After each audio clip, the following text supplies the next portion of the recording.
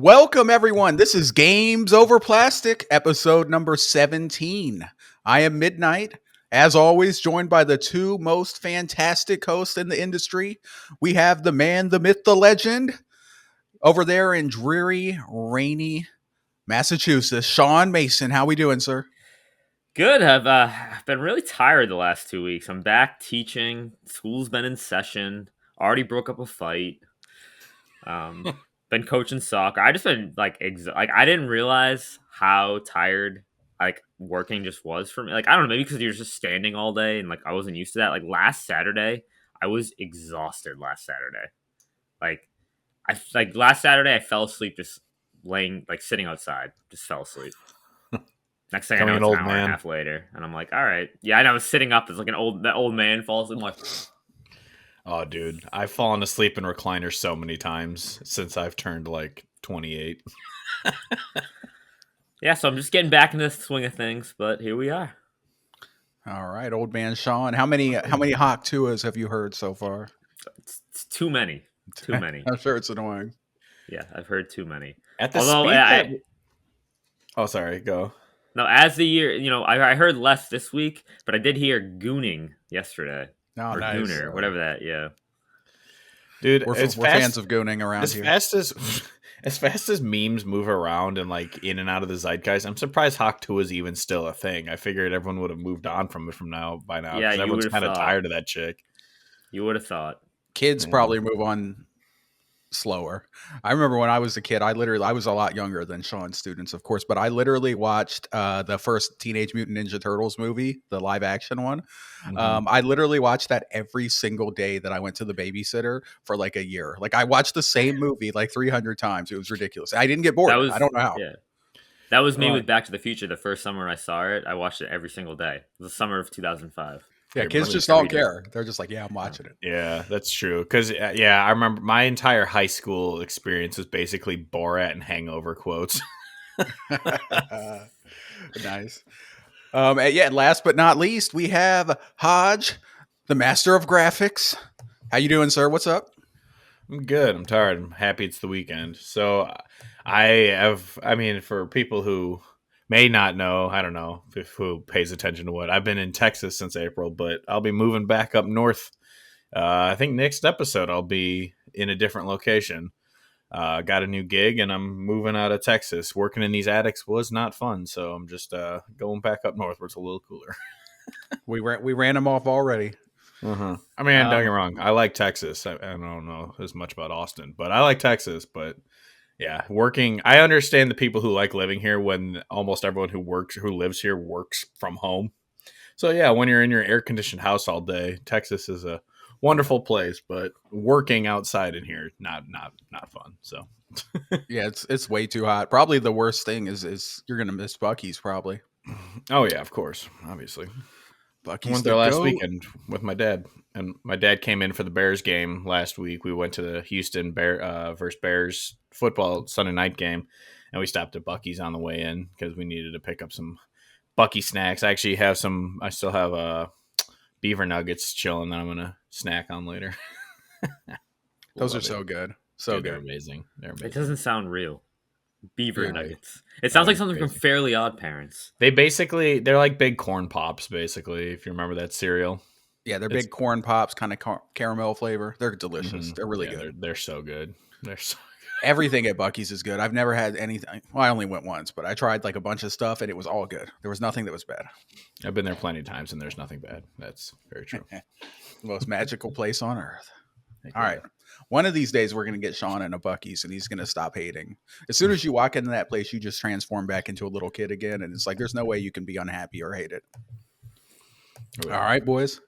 Let's go ahead and keep it moving here. Let's get into the boring admin stuff. This is Games Over Plastic, the podcast for the agnostic gamers, coming to you on all audio platforms: Spotify, Apple Podcasts, Overcast, Pocket Cast, Everycast. We are also on YouTube at youtube.com/@GamesOverPlastic. If you're listening to the audio, look in the description. There's a link always to the video version. You can see our full camera glory. You can see the amazing graphics that Hodge puts in great work on these graphics. Like later on when we're doing our top 5 list, there's a cool little almost like a game show type thing where you can see us with the cameras, and it's got the art for each console or each game, depending on the topic. It's awesome. So check it out. If you're on YouTube, leave us likes, leave us comments, leave us subscribe to us. We're trying to hit 100 subs. That'd be pretty cool. But yeah, we love and appreciate you. And right into the show. We'll have a write-in a little bit later. But let's go ahead and get into what we are playing. Get the show started, shall we? I will start it off, and it's going to be very brief because I am just playing the same 2 games. I'm playing X Defiant still. I love it. The new season start next week. I'm very excited. They're adding 3 maps, new guns, a new search and destroy mode. It's going to be fun. And then The Witcher 3, the game is phenomenal. I beat the main game. Awesome. 10 out of 10. I beat the first DLC, which is like Heart of Stone or something. It was awesome. And now I am on Blood and Wine, which is the final DLC. And it's awesome. And that's it. I'm not going to bore you guys right now. You've heard it. That's what I'm playing. Next episode, the next time we congregate, I will be playing something new because I'll finally be done with The Witcher. So that'll be great. Look forward to that. But let me pass it over to Hodge. Hodge, you got some games. What have you been playing, sir? Yeah, so I already platinumed Astrobot. That game was amazing. Might be game of the year. It's going to be tough between that and Rebirth and anything else that's coming out this year that we haven't had a chance to play yet. Rebirth is so amazing. Yeah, Rebirth is fantastic. So, yeah, Astrobot, it was a joy every moment. Other than having to do the races, those are the like survival obstacle courses. Those got really tough, especially the last one. But beating them is worth it because then you get all the the fun little Easter eggs of the little Astrobots you collect and whatnot. They're like little collectibles, kind of like the dragon eggs or whatever from Spyro and all that kind of stuff. So it was an amazing game. I don't even want to spoil anything of any of the worlds or anything because just seeing them all for the first time is such a joy if you do play it. Like, oh my gosh, I can't believe they had this person or they're doing this level or whatever. So I don't want to spoil anything about that, but the gameplay is awesome. The DualSense capabilities are just super cool. And yeah, I'm loving it, or I loved it. And I'm sad that I already platinumed it because I want to play more of it because it was that good of a game. But yeah, got that platinum. I think that's platinum number 14 for me or something. I don't know. I don't have that many. I don't really go for them that often. So, but yeah, I loved it. Every moment of it. I'm loving it. I don't know if you guys have anything to say about it before I move on to my next game. I had been hoping to have played this by now, and I haven't even started yet just because with school and everything. I'll get to it when we get to what I'm playing. You'll understand why. Mm-hmm. But yeah, I can't wait to play it. When I play it, I anticipate just flying through it, and I'm just gonna love it. I can't wait. I don't know anything, like any spoilers about characters in it, or the only thing I know is there's no Square Enix characters, which kind of disappoints me. But yeah. I'm still looking forward to seeing what else is there. Yeah. I think it looks awesome. As I've mentioned before, I'm not a massive platformer guy, but I've seen footage of the game, and that game is just utterly gorgeous. Like, it looks like a masterpiece, the artwork and stuff. It looks great. I actually think I will maybe play it sometime in the future, but it's going to be down the road when I catch it on a deep sale, or maybe they put it on PlayStation Plus subscription. I don't remember. Did you play the one that came with your PS5? I did play it. I didn't beat it. I eventually got bored, but I did play a few levels of it. I love it. It was cool. I wanted to see like the DualSense stuff that everyone was hyping up, and it was cool. I will say it seems like everybody in the world loved Astrobot except for John Garvin. He hates that game. I don't know who that is. That's the dude, the Days Gone director. He's been complaining. Oh yeah, he was bitching because Deacon was in the game. He's always mad. They're using my character. But they didn't care about my game. Wait till they release the remastered version of Days Gone on PS5, but they replaced the main character with just the Astrobot. Replace him with Jack from Jack and Daxter. I never played Really that good. game, actually, Days Gone. If they do I haven't remaster either. it, I'll probably play it. Because I played it for about 5 hours. I wasn't huge on it. It wasn't. I understand why people like it. It was aesthetically really cool, like the Pacific Northwest, like you're a motorcycle or zombies. It was a cool world, but yeah, the gameplay didn't land for me, so I fell off of it. But for those who like it's one of those games where it's like I understand why it probably has people average it around like a 65 70 kind of rating. It's like it's good, but it's not great. But yeah, anyway, my other game I'm playing is Warhammer Space Marine 2, or Warhammer 40k I should say, Space Marine 2. I thought that for some reason I thought this was on Game Pass, and I was completely wrong. It did not launch into Game Pass. I don't know why I So thought that. there was I did someone else said the same thing. So I looked it up. It originally, when it first got announced, it was marketed for Game Pass, but then something happened with the developer and they changed it, so the contract kind of got screwed up. So they Oh. didn't, and I guess Xbox didn't want to pursue the Game Pass route. Huh. Huh. Okay, so another maybe I'm. L for Xbox. Yeah, so I was like, was this a Mandela effect or something? But that makes sense. But yeah, I bought it anyway because I was my cousin and my brother and a couple of people were playing. So I was like, yeah, screw it, I'll buy it. And yeah, it's insanely fun. It's like, so for people who don't know, I think they also made the World War Z game where that movie slash book slash whatever, it's known for swarms of zombies. So they have that kind of technology, and so they have these swarms of aliens coming at you, and you just mowing them down. It's so much fun. I don't know anything about Warhammer lore. I don't care, to be honest, but I've kind of seen little stuff about it, and it is an interesting world. But I'm not getting into something that's been a tabletop game for 40 years or whatever, and pretending that like, oh yeah, I love this now. But the gameplay, it's just a super fun, especially playing with people. I haven't played it by myself yet. I've only played with other people, and that's just kind of the way to enjoy it. It's just a co-op. You do operations. You have 3 people, and you go through and you just fight swarms of aliens, and it's a lot of fun. But and it's a beautiful game too. I can't believe how good the game looks. It's a gorgeous game. So, but yeah, I'm playing that. It's fun. So I don't know if you guys have anything to say about that. Otherwise, we move into Sean. No, I haven't played it. Lockmort, our boy, he loves that game. He was really hyping it up. He really likes it. So I'm sure he'll be happy to hear that you're playing and enjoying it. But no, I haven't played it. I don't think I'll play it anytime soon. It looks cool, but as you guys know, with my 100-game backlog, it's tough. Sean? Yeah. Yeah, the game looks awesome. Our good friend Poot is also really enjoying it. He was waiting for this for a while, and now he says it's lived up to every expectation he's had of it. It looks really cool. Hodge, how does it play compared to like? I heard some people compare it to Gears of War.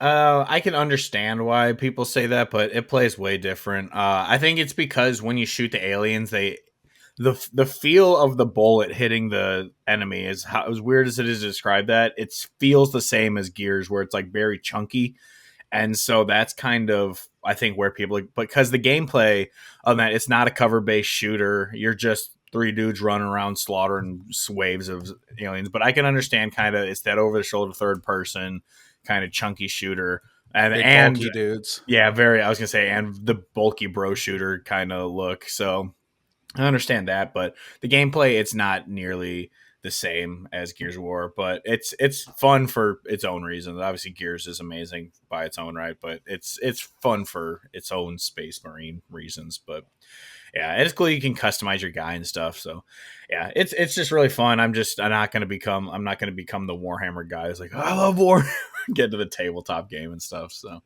yeah, it's a fun game though. Yes, sir. Sean, what have you been playing, sir? All right, so last time we were on, I was just about the platinum South Park, the Fractured Butthole. So I did that like the day later. But no, I did that on like that Monday after the podcast. And honestly, since then I've been like kind of sad. Like I'm missing like the South Park games. Like I even looked up my games that are like South Park Stick of Truth and South Park Fractured Butthole, and it's like There are none. there's nothing out there like it. And I'm like, oh my gosh, I'm so like I don't know. There's just like a void in my heart.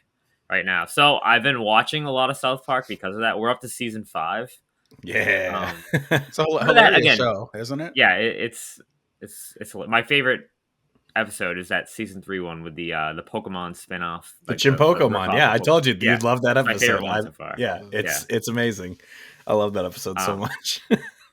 But like part of the reason too is like I've just been so tired after work coming home. I don't get home because of soccer. I'm usually not getting home till 5:00, 5:30, and then I'm just like tired and like I don't feel like doing anything. Like I don't feel like investing into like a game where I'm like, all right, you got to be like hyper focused. So I'm just like been watching TV and just playing like mindless games, kind of games that I can just listen to a podcast and just game out, which is like definitely like not like not the Sean Mason that everyone knows. So it's a little different. But that brings me to what I had been playing for a lot of hours is Hogwarts Quidditch Legacy. I think it's called Hogwarts Quidditch. That new Hogwarts Quidditch game that came out on it was on PS Plus, and it's not like it's. I think I was a huge fan of the Hogwarts Quidditch World Cup game that was on like GameCube, PS2, Xbox. Like I was a huge fan of that. This game is definitely not as good as that. Like not nearly as good, but it's still really fun to play, and I think mechanically it's a little bit more. It's a little bit more mechanically like driven than the old one. The old one was like really simple to play. This one's pretty cool though. You get to customize all your different characters. Like you can create two chasers, a beater, keeper, and a seeker, and you get to customize them. And you get like in-game currency that you can buy, which I have not bought, and you can buy like costumes and like skins for it. So and you can upgrade it. I am currently like 5 trophies away from the platinum on this game, and I'm definitely going to get it because it is like a grind to get the platinum. But because I haven't been doing anything else, I just literally would jump on and play like 10 games of Quidditch and just like jump off. I'm already at the max level. There's like a battle pass. Like I haven't maxed out the battle pass yet, but I maxed out like the regular level. It's fun. I like it. I think it's really easy to be a chaser and score. The hardest difficulty when you're playing like computers can get a little difficult, but once you kind of understand like the pattern that the computer plays as, it kind of gets easy. It is pretty cool though because you have like the Quidditch House Cup. So you start out, you just have the Quidditch House Cup where you play as Gryffindor, Slytherin, Ravenclaw, and Hufflepuff. Hufflepuff. Yep, Hufflepuffs unite. Let's go. I'm a Gryffindor. Yeah, I was a Hufflepuff in the RPG game. Then you unlock like the Tri-Wizard Tournament Cup where you get to play as like the 3 schools from the Tri-Wizard Tournament. So, which is kind of cool because you get to play against like, and they have like the actual characters. So like when you're playing the Hogwarts Cup, like you're going up against like Hufflepuff, they have Cedric Diggory at Seeker. Gryffindor, they have Harry. Slytherin, they have Draco. So it's kind of cool. They have all the characters in there, and they are voiced, which is kind of cool. Tri-Wizard Tournament Cup, they have like Victor Crumb's playing Seeker for Dumbstrang, whatever the heck it's called. I don't even know. Durmstrang, yeah. And then after that, you unlock the World Cup, and this is pretty cool though because there is like 32 countries you can pick from to play as, and it is pretty cool. And they have like cool commentary. It's like when you're playing Canada, it was like, oh, Canada's trying to capitalize on their 1990 World Cup victory, and I'm like, oh, they won the World Cup in 1990, I guess. That's awesome. And it is pretty cool. It's fun. Like I said, I've played a lot of it. I've played over like one of the trophies I have left is like win 100 Quidditch games, and I'm at like 94 right now. So I've played a lot of it. It's fun. So sometimes it's fun to beat a team 100 to. It's weird though because you know how the Seeker is supposed to, when you catch a snitch, it's supposed to be 150 points. 150, yeah. In the games go up to 100. So, but when you catch the snitch, it only goes to 30, and the game doesn't end. So it's like a score thing. It's weird, but I understand why like they do it like that because then it just be like, oh, catch the snitch, the game's over. Yeah, which was always kind of the flaw of the game in general, even in the books and stuff. Yeah, because you can score like 500 points, but if they catch the snitch, they still win. Yeah, but it is fun. You can buy different brooms too. Like right now, I'm rocking the Nimbus 2002. Not the shout out to those Slytherins from year 2 getting those Nimbus 2002s. Nimbus 2001. 2001. Yeah, but you're right. Yep. You can get the Firebolt too, but the Firebolt's like the max unlock for like the battle pass, so I probably won't get that because I'm kind of far away from that. But overall, it's fun. Like I said. How long does So the yeah. game take? I mean, like just the main story, I guess. No, I mean, like, how Story much in does a quotation marks. match? Like a match? Oh, a 'Cause match is 7 minutes, but like if you're really good, Oh. the game can end in like anywhere from like 4 to 5 minutes. Oh, I've okay. never had a because you said you played like 10 games in one night. I'm like, damn, that'd take a while. yeah, But, 7 minutes. Yeah, that it's makes like sense. it's fun. It's a good time. I'm enjoying it. It's free on PlayStation for those who have Yeah, PS so I Plus. would definitely say try it out. No. But other than that, I started actually 2 days ago, and I haven't played it since. The Plucky Squire. I played about a couple hours of it, and I'm gonna say this: I'm a little disappointed. I've heard that.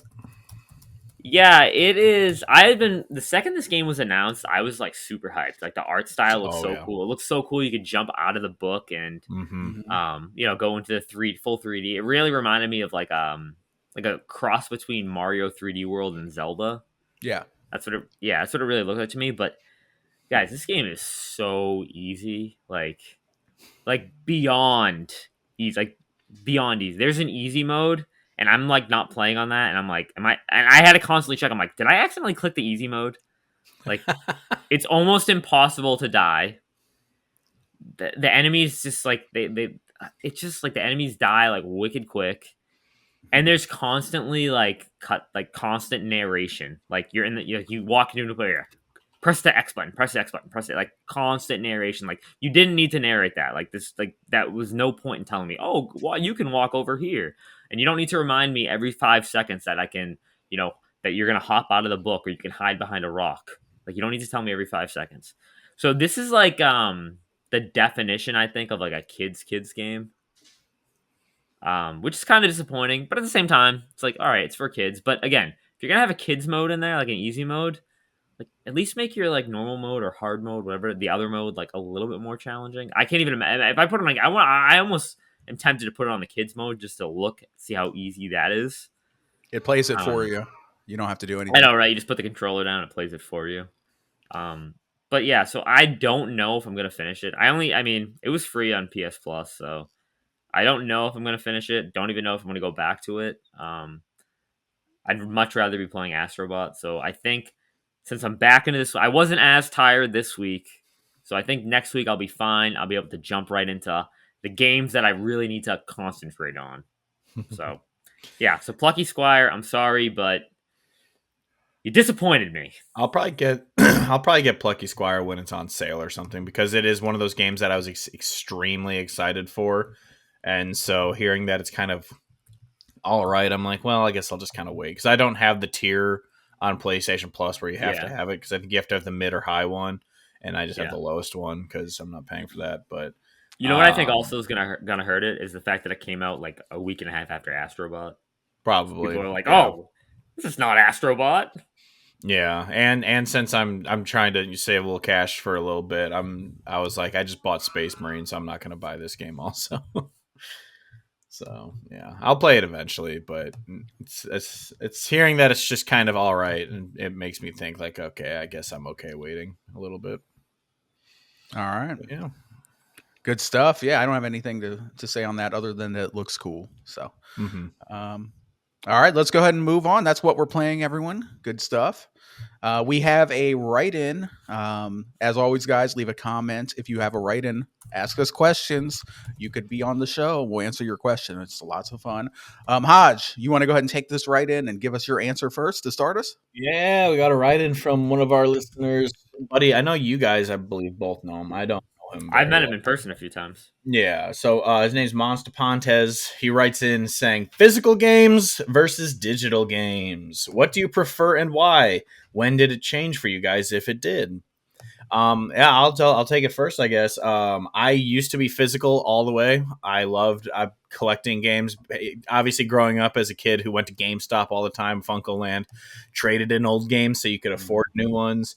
You did that. That was just kind of how you did it. You just moved on from a game by getting another one, and that's kind of how I grew up. And I did make the switch to digital.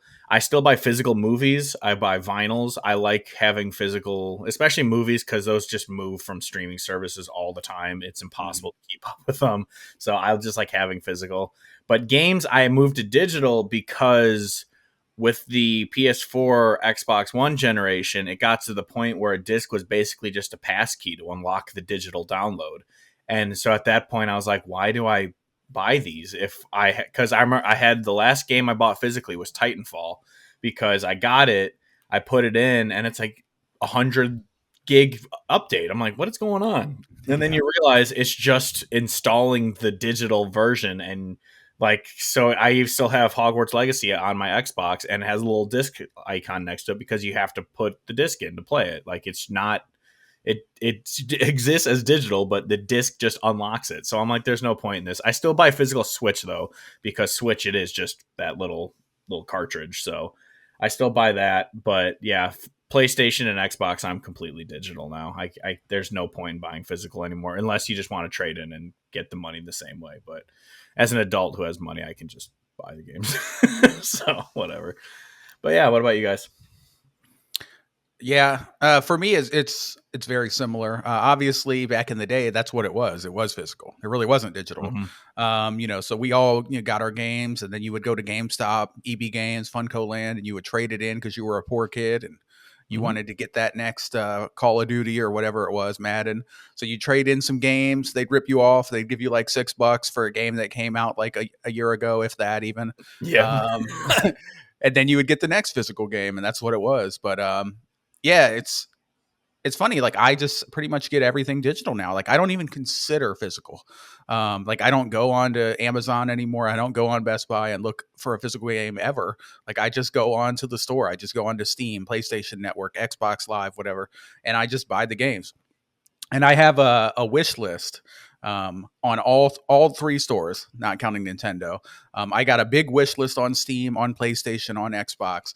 And anytime a game is on sale, you get an alert, or I check it almost daily because I'm like addicted to the concept of buying and collecting games and eventually playing them, hopefully. So I'm just always looking for a good sale with the digital. So I'm always doing that. Actually, Sean, I saw just the other day they were trying to get me to buy The Legend of Heroes. I tagged you on Discord, but you got to do better than that, bro. 50% off is not good enough, Sean. All right, you got to step it up. All right, I need 70, 80% off if you want me to buy that. All right, that's never gonna happen. That will never happen. 70-80% off of those games. That will never happen. Maybe Black Friday. They usually have pretty good sales. Black Friday for a Japanese developer. I mean, it's usually I wonder if they celebrate Black Friday in Japan. I don't know. I mean, it's usually through the consoles. The prices. Those games very rarely go on sale, and when they do, you're lucky if it's 50%. All right. But yeah, like that's what I do. The only time I would consider getting physical is if they have I do like the steel boxes. I'm a steel box fan. If it's a game I'm really into and they have a steel box, like I got the Starfield steel box and stuff, an Avowed steel box would be really cool with that artwork. Stuff like that I would consider. Or if it's like a real special edition with like a statue, but it has to be something I'm really into. I don't have I live in an apartment. I don't have like a lot of space to like set up like the shelf for the collectors and put your steel books and your statues and stuff. So I just mostly stick to digital for that reason. Sean, talk to us. What do you think? So it's a little, very similar to you guys with the digital whole. Like, I buy all digital.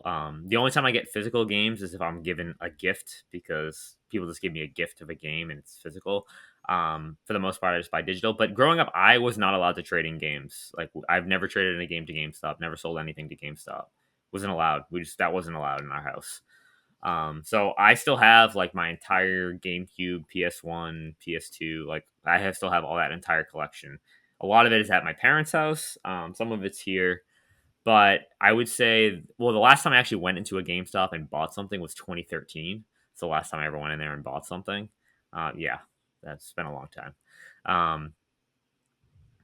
I pretty much went all digital right when the PS4 gen started. I have like 4 or 5 physical PS4 games, and one of them was gifted to me by Poot. He sent me the order, 1886. The other 3 were like, I think I bought a launch. I forget. I bought one of the launch games I bought. It was a physical game.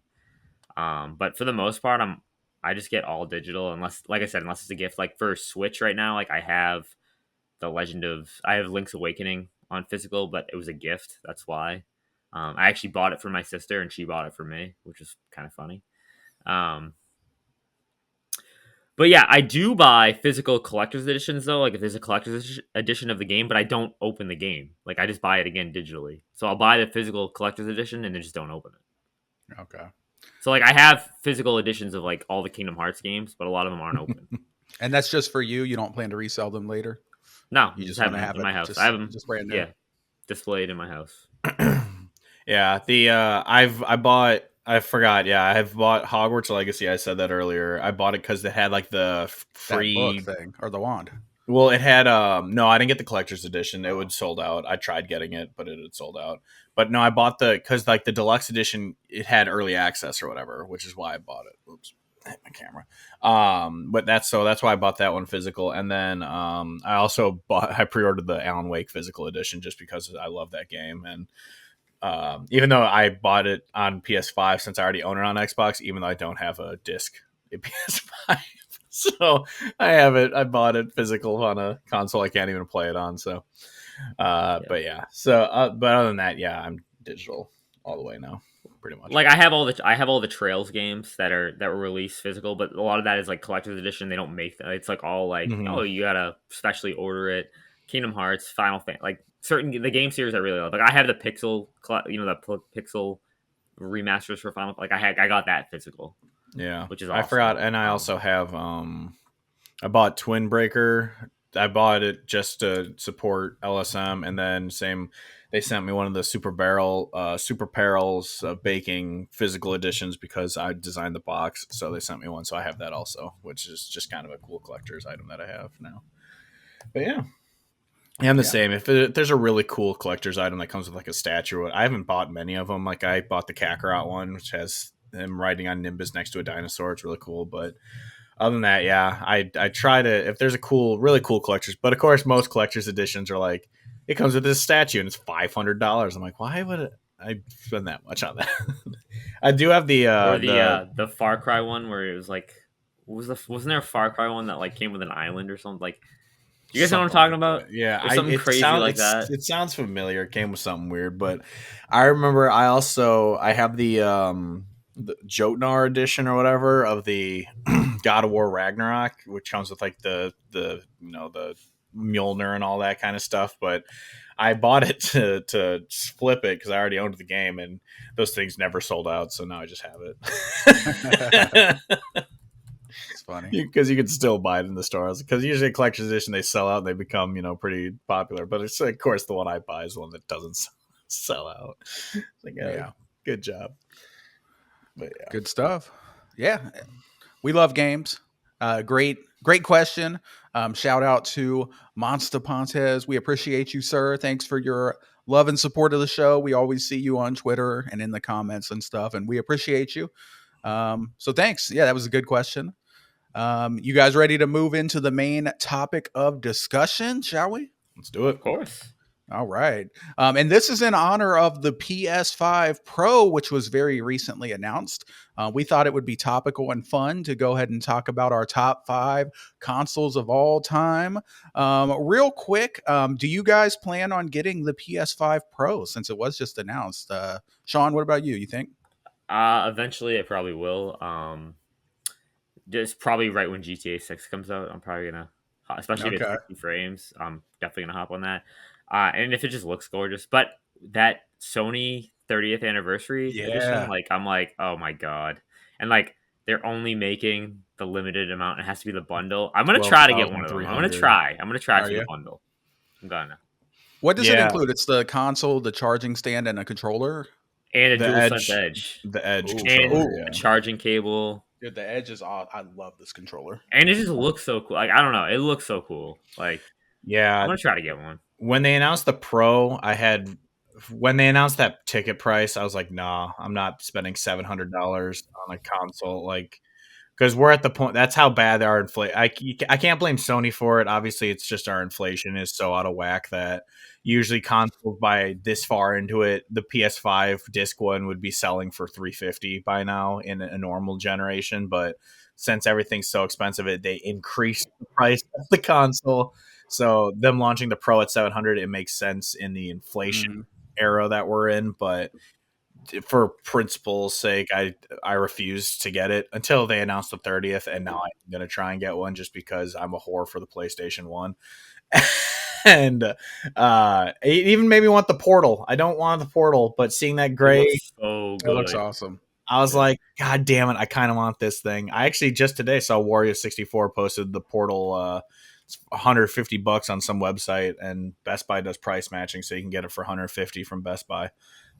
So I was like, you know what? I do want it, and the reason I didn't get a Portal was because it's $200. But yeah, the Pro, it's cool that they're. I mean, it sucks when they announce something that promises to do what the console promised to do at launch anyway.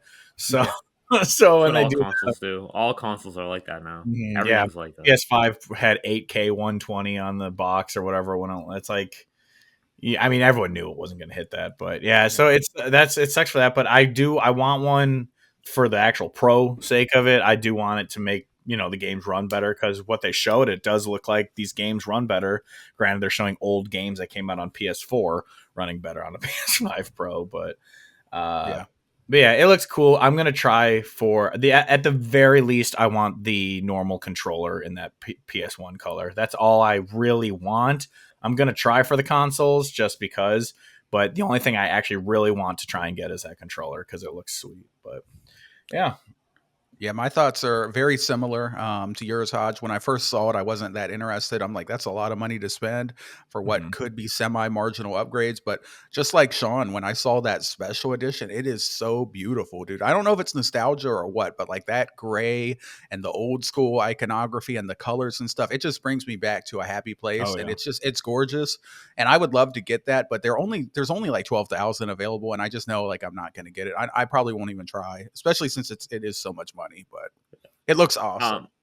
Yeah, regarding the PS5 price, I don't have a problem with the $700 price. Like I was expecting around that. It just stinks due to the the inflation right now currently and the economics across the world. Yeah. Everything is so expensive. It was bound to catch up with electronics. Like electronics have been pretty cheap relatively to everything else. Yeah, and it's like I said, I don't blame. It sucks because the consumer shouldn't have to eat that kind of stuff from a company, but I understand why. If we were in a good economy and they launched it at 700, everyone would call them crackheads for that. But the fact that we're at where we're at now, it makes sense. It just sucks. It's not Sony's fault. It's I still think they were insane for launching the PSVR 2 at 550 though. That was fucking stupid. I think they know. I think they know they made a mistake. Yeah, that one, that was dumb. But I understand the Pro, but there's no excuse for the PSVR. But all right, boys. So that was an unofficial PS5 Pro topic. We'll have to timestamp that. But let's go ahead and segue into our main topic of discussion. We're going to be ranking our top 5 favorite consoles of all time. And we're going to start with Hodge. Sir, if you want to just go ahead and get it going, what is your number 5 console? Let's hear it. Yeah, this is the only console that's going to be on my list that I didn't own. But I loved it so much because it was a play it at friends' houses console, and that is the N64.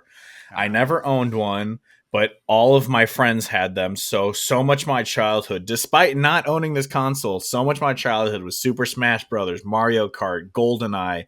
I didn't play Ocarina of Time until I had a 3DS down the road, but just playing in hindsight that game on it. I remember renting games when I'd have sleepovers at a friend's house. We'd go to the video shop and rent games, and I remember renting Chef's Love Shack a few times with our friends, like as we shouldn't have done as children, but we played the South Park Chef's Love Shack game on it at sleepovers, and it was some of the most fun I've ever had as a kid. So the N64 has a special place in my heart despite never owning it.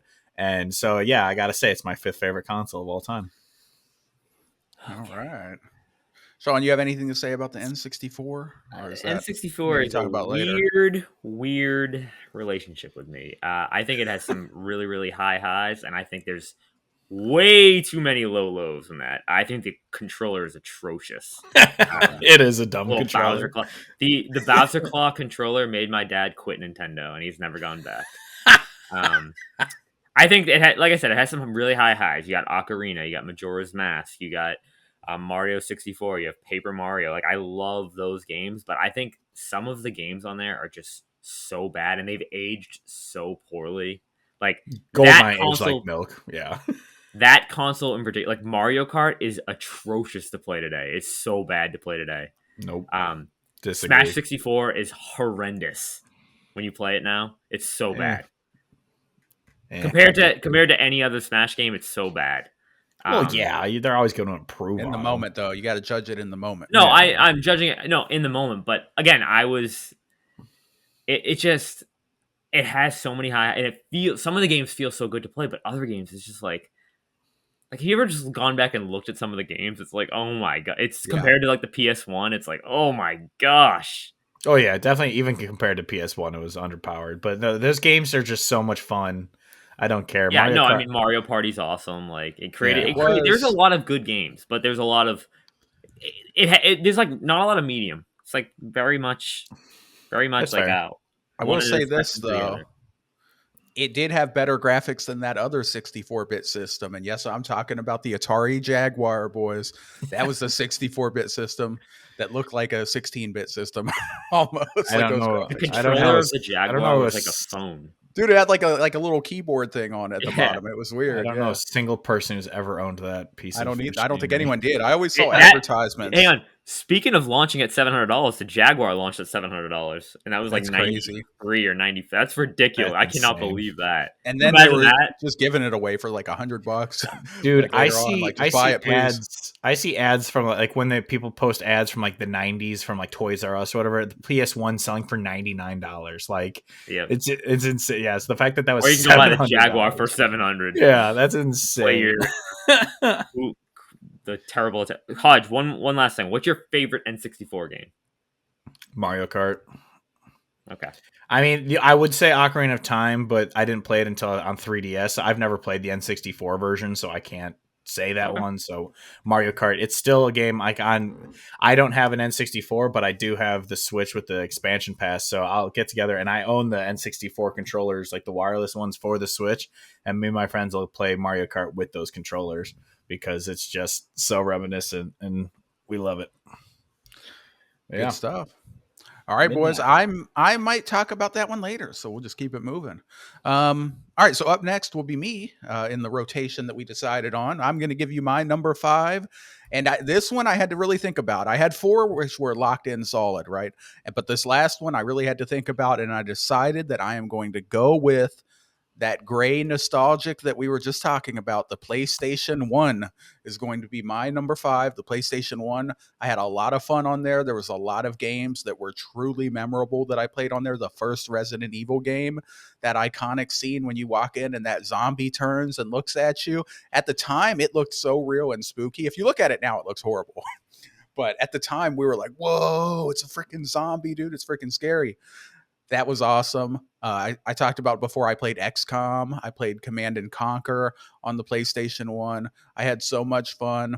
Of course, all the other great games. Twisted Metal, played a lot of Twisted Metal with my brother. Played the sports games. Dude, it's just an awesome console. A great experience. The first disc-based console that I owned, that was really cool. I don't think it was the PS2 that had the black discs, right? I think so. No, PS1 had the black disc. Oh, okay. PS1. The black discs were so cool, dude. Mm-hmm. But yeah, shout out to the PlayStation 1. Great controller, too. It didn't have, at least at launch, it didn't have analog sticks, but it was really, really nice controller.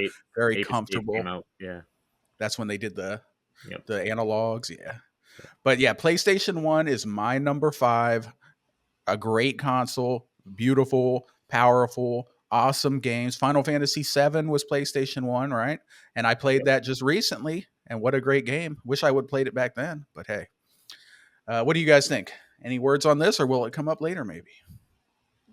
Yeah, it is going to come up later, but I'll just quickly say, yeah, I love this console. It's fantastic. It is the one of that generation that I owned. I like look back at it and I wonder if this is a console my parents bought years into the, like, I think that's how my childhood went, that my parents would buy consoles years into the generation or just from a previous generation, which I think is probably because a little side tangent. When I go into people's houses as an HVAC tech, I see Xbox Ones and PS4s on like entertainment systems all the time still, and I think it's like, oh yeah, these people have kids and they just buy the old stuff for their kids to be like, no, these are the games you're playing, like.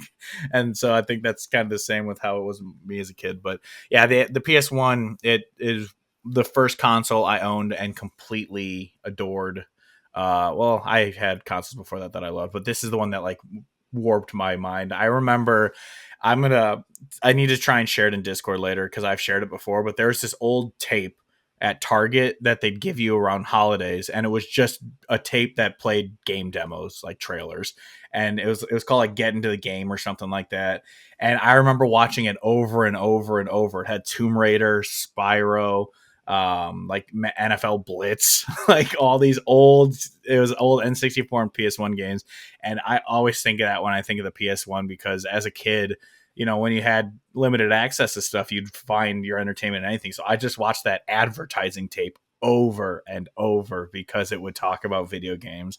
And that's kind of what I think about the PS1. And obviously, as everyone knows, I'm obsessed with Spyro. So I love that about the PS1. And yeah, I love this console. Sean, what about you? PS1 is not on my list. Too, whatever. Yeah, it's not on my list. But I love the PS1. It has so many good JRPGs. PS1, my dad got it at launch. He lied to my mom and said he was buying a couch and bought a PS1 instead. It was before I was born. It was about a year before I was born.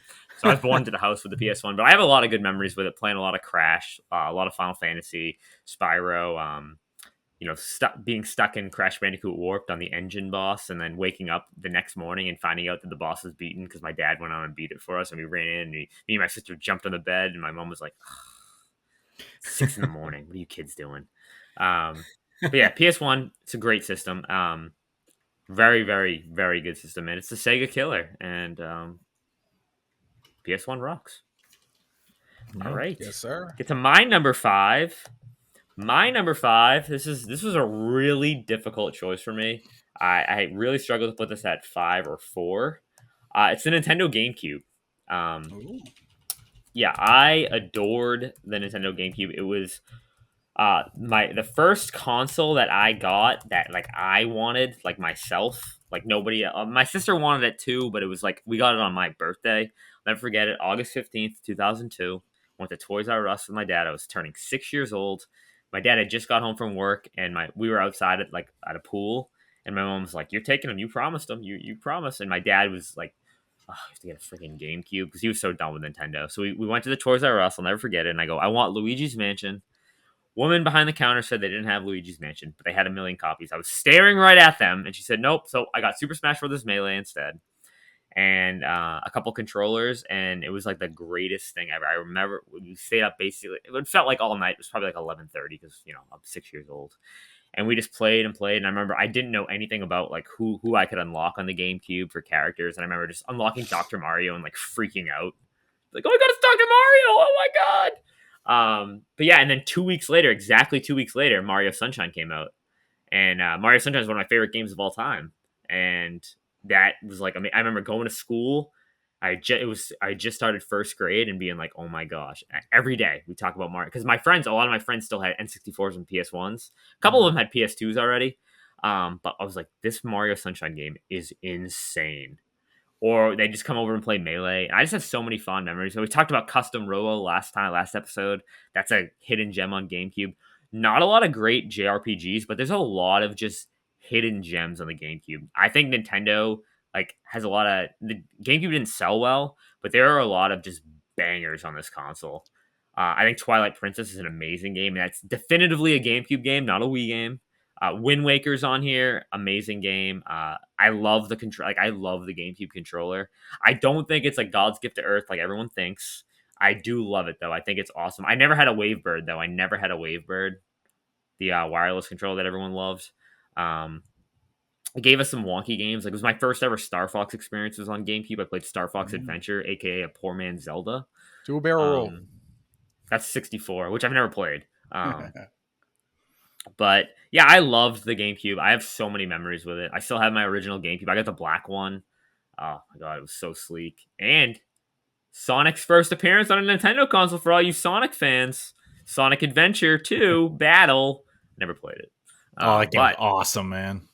Did you have it for GameCube? I didn't own a GameCube, but my friend had one, and every time we went over to his house, we'd play that game. It was awesome. I loved it. I'll never forget my one of my good friends, Trevor, had it, and my only memories of Sonic Adventure 2 was every time I went over there, and like he did like a sleepover with like 4 or 5 kids. They'd be playing it like all night. I'm just sitting there. I'm like, so like I knew all the songs, I knew all the levels, like the live and learn, living on the edge of tomorrow. Like I know all that, but like I'm like I never played it. Nice. Yeah. But yeah, awesome. GameCube, love it. Shout out to Melee. Shout out to Wind Waker. All right, good stuff. Yeah, I didn't have that one either. Hodge, you're up. You want to give us your number 4? Yeah, really quickly, the GameCube. Yeah, Melee is my favorite Smash Brothers game. So good. So good. Yeah, it's awesome. But anyway, my number 4, I'm gonna go with the PlayStation 4. I always understand if anyone says this is their best generation of all time. To me, it's my second favorite generation of the PlayStation, as I alluded to before.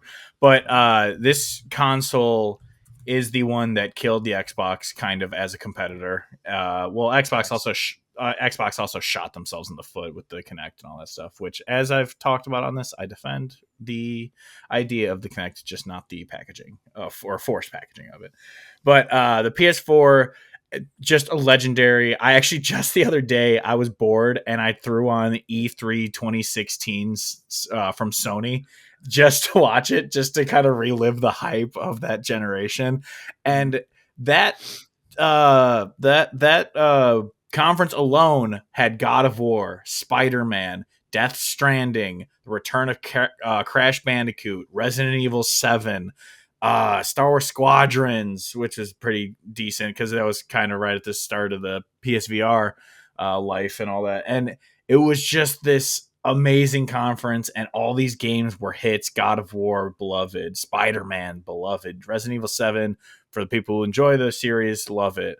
Death Stranding, beloved, as it should be, because everyone knows that it's an amazing game. But the PS4, it also had, Uncharted 4, which I actually didn't get a PS4 until that game came out because I did not want a single spoiler about it. So I was like, at the time, I was fresh out of college, so I wasn't making very good money. So I was like, I'm going to wait on the PS4 for a price drop. And then when they announced Uncharted 4, I was like, I bought the Uncharted 4 edition that had Drake on it and everything. So I was like, all right, I need to play this game.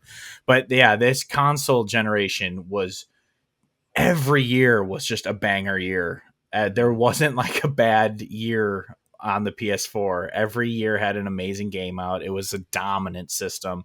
Mm-hmm. And it was, even though Xbox One was my primary up until and same how Series X is my primary, but PS4, I played it almost as much as my Xbox One, just because the exclusives on it were so good that there was so much to go to it for. And yeah, so the PS4 is my number 4. What do you think, Sean, about that? I will be talking about PS4 later. All right. Then midnight. Yeah, I might be talking about that one later as well. Yeah, it's good. I love the PS4. I think that's a great choice, and I'm just gonna save my thoughts until that time comes. So, all right. Good one though. Let me get into my number 4. My number 4 is actually maybe a little surprising, but it is actually the Xbox Series consoles, and specifically the X, of course. X going to give it to you. I love the Xbox Series X.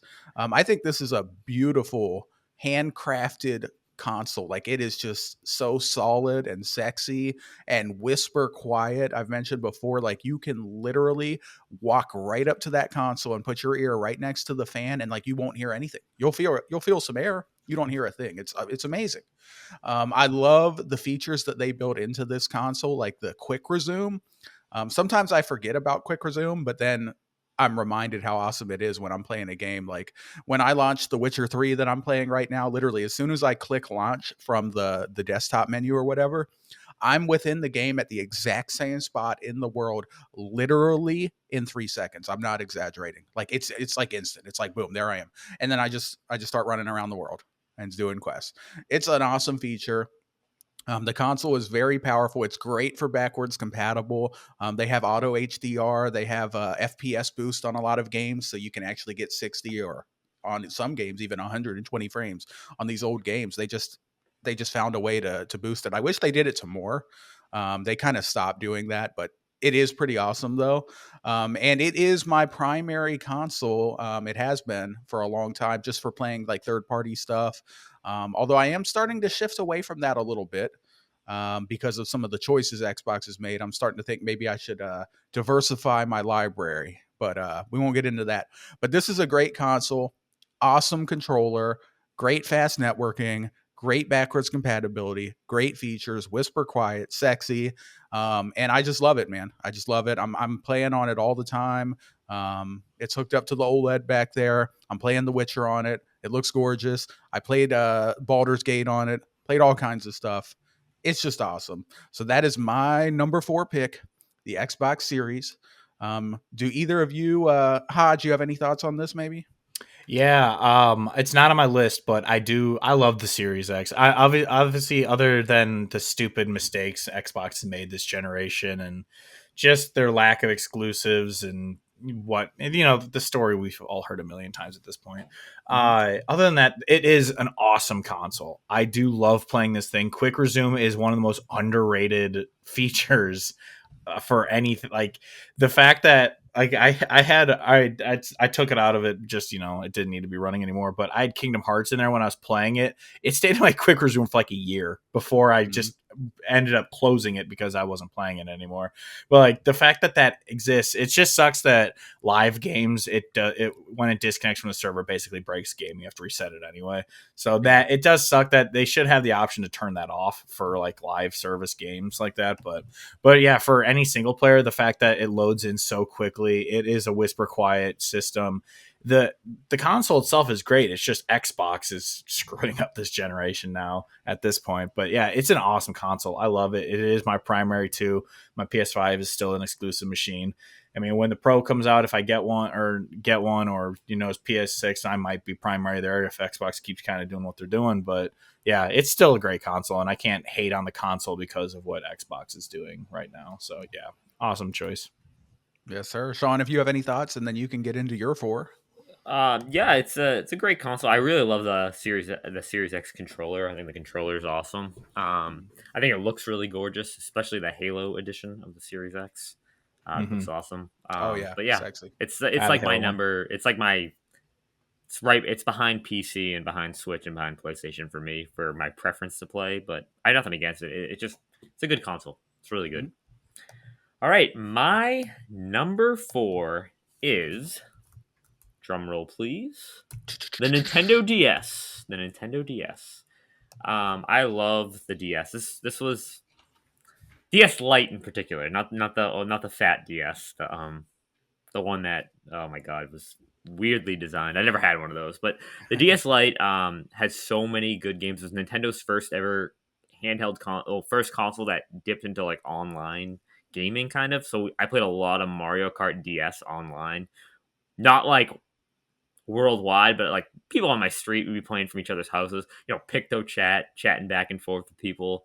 In the airport, people would do Picto chat all the time at airports, and it was so weird because then like I'd be like 10 years old and probably talking to some pedophile. That's probably true. But there was a lot of great DS games, and shout out, they had the GBA port as well. Has like the Pokemon Generation 4 and Generation 5 for Pokemon are like two of the 3 favorite gens for me, and they were exclusive to DS. You had the Heart Gold, Soul Silver, Pokemon Platinum, and you have Pokemon Black and White and Black and White 2. A lot of good JRPGs. There's some really fantastic Final Fantasy ports on the DS. A Chrono Trigger port to DS was amazing. Random obscure games like remember? Do you guys remember? What was it called? They were like educational games. Oh, it came out in like the early DS era. Early DS era. It was like Brain Games. Brain Age. That's what it's called. Brain Age. Those are I don't know. relative. Those are actually pretty fun. Brain Age, that was actually really fun. I never owned it, but all my friends had the Guitar Hero game with the Guitar Hero. Like, you put it in the GBA cartridge and you put it to the side and you play the guitar like with the on the GBA cartridge. I just have a lot of really fond memories of the DS. Animal Crossing Wild World. Oh my god, I played so much of that on DS. But yeah, the DS was awesome. They had so many different colors too. You could play Mario 64 on DS. It was actually worse version though because the controls were horrific. Um, New Super Mario Bros. But yeah, the DS, absolutely loved it. I still have my original one, black. Well, not my original one because I stepped on that playing DDR and broke the screen. Um, so my second DS Lite I still have. But yeah, DS Lite, amazing. All right. Yeah, I don't have much to add to that one. Unfortunately, I never owned a DS. I did own a 3DS, and I like that. I like that console a lot. I thought it was a lot of fun. I've never 3DS been a is big awesome. handheld guy, but the 3DS I think is pretty much the only handheld that I've ever owned. But I really liked it a lot. Like it was great. You know, I played Zelda, I played Fire Emblem, I played Pokemon on there and stuff, and it was a good time. And the DS, of course, is like the vastly more popular, bigger selling version of the 3DS. Everyone loves the DS, so I'm sure it was awesome too. Yeah, Um, I think a big reason why the DS sold more though is when the 3DS came out, the smartphone was already out. So a lot of mhm. those casual gamers where who were buying it for the brain age, for the touch screen, were like, oh, buy the iPhone. But the 3DS is fantastic as well. I love it. The 3DS was in consideration for this list, but I just had to go with the DS. Shout out Fire Emblem Awakening, one of the best games ever. 3DS. Um, Hodge, you got any 3DS or any DS thoughts? And then also you can get into your three. Yeah, I was actually really close to including the 3DS as my number five over the N64 since I did own one. But I just was like, screw it, N64. I never owned a DS, but the 3DS, yeah, I bought the Pikachu edition one. It was on sale for Prime Day once, and I was like, you know what, Mm-hmm. I've always wanted to play a couple of these games, so I got it. I loved it. Like I said, that's how I played Ocarina of Time for the first time. I even liked playing it in 3D. I thought that was a cool little feature that it turned shit 3D. I thought it looked good. I don't know. People didn't like it. I don't know if it messes with some people's eyes but not others or something. I don't know. But I loved it. I thought it was cool. But yeah, I didn't have a 3D or a DS, but I had the 3DS, and I also had a Game Boy Advance and Game Boy Color growing up. So like I've always loved Nintendo handhelds. I just never. When was the DS out? Like what year span was that like? 2004. It came out in '04. But Okay, so the DS Lite came out in '05. That's when I got mine. yeah, okay. So that was at the peak time of me playing PS2. So I had really I had no desire to go to Nintendo at that point because I was playing PS2, and then obviously PS3 or 360 was after that, kind of through the life cycle. So that explains it. Because DS was always like a blind spot. I barely know what games are out on it. I always just considered it the same as the 3DS, even though they're different consoles. I found out I figured it was just kind of the 2D version of 3DS, but now they're completely different consoles and. Uh, yeah, I never owned one, but yeah, I love the 3DS, so I would expect the DS to be just as awesome to have. But my number Yeah. three, what's up? Real quick, if I Yeah. could. Yeah, you mentioned, I just wanted to give a quick shout out. I put a picture in the Discord and I'm going to put it in the video too. But you mentioned the custom edition you had for the 3DS. Mm-hmm. I had to give a shout out to my gorgeous Zelda custom 3DS. It was beautiful. Oh, I Nice. love custom last editions. last thing about the DS, Kingdom Hearts 358 over 2 days, banger of a game. Yeah, I didn't get to that until it was in Oh, the 2.5 or whatever collection. saw that for the midnight release for that. Nice. There's eighth grade Sean Mason midnight release Kingdom Hearts 358. The only midnight release I've ever gone to is Modern Warfare 2, the original one. I went to the Wii U. I got a Wii U at Oh, I had a Target or Wii U at something. launch day too. Midnight. The line was longer at Dunkin' Donuts than the line at Dude, I was Um, pissed because I was fourth in line and I wanted the black Wii U because it had more storage, and they didn't have enough. Like by the time I came up at number 3 or number 4 in line, I had to get the white one with limited storage, and I was like, dude. I was the only one in huh, line. I was literally the only one in line. that's there And was I'll like crazy. never 6 forget that. people. Um, the reason why is because it was 2012. I remember I was 16, And my dad drove me. He's like, I'm gonna go get a coffee at Dunkin' Donuts. And by the time he came back, I already had my Wii U. And he's like, what the heck? I go, there was no one else in line. He goes, that's not good. I go, nope. Yeah. It's not good. All right, so I didn't mean to sidebar like that. No, Hodge, please. You're good. Go ahead. My number 3 is the NES, the NES. So I don't know if I've told the story on this, but so when I got an NES, we had already owned a Sega Genesis and I think maybe even our PS1 at that point. I can't remember. Oh, wow. It was a long time ago, but my mom loves going garage sale hopping. She's one of those. And so she was doing her thing and she comes home with this big box. And I'm like, oh, what's that? Because we're little kids. And she goes, I found this for $20 at a garage sale. It's an NES with like 20 games. And we're like losing our shit because we just got to do console to play, you know? And it had all the Mario games. It had both Zelda games. It had Kirby's Dreamland. I'm blanking right now. Which is one Kirby's Adventure, I think. Is it Adventure? I can't remember. I'm blanking right now, but I love that game. And so we had, and then it had even like the Duck Hunt with the controller and shit. Like it was all this stuff, and it was she got for like $20 at a garage sale. And so I just remember me and my brothers playing the hell out of this thing, and switching lives on Mario. One's Mario, one's Luigi, and it's. Oh my god, I just love this console. It's my favorite Nintendo console even to this day. Like I love the Switch. I never actually owned a SNES, which makes me sad. I did play it a bunch at my cousin's house. And I've played a bunch of them on the Switch is the Nintendo online thing. But yeah, the NES, I've always loved it. It was just peak gaming, like because it was just back in the day when it was fun little platformers and it was limited, but every game had its own charm. It was just like it was back. I've kind of fallen flat with a lot of Nintendo IP in later years, but the OG way back in the day, it just had so much charm that I absolutely loved. And so yeah, the NES is my number 3. Sean? Yeah, I love the NES. It's a great console. Didn't make my list, but it's a great console. I remember still playing it and like.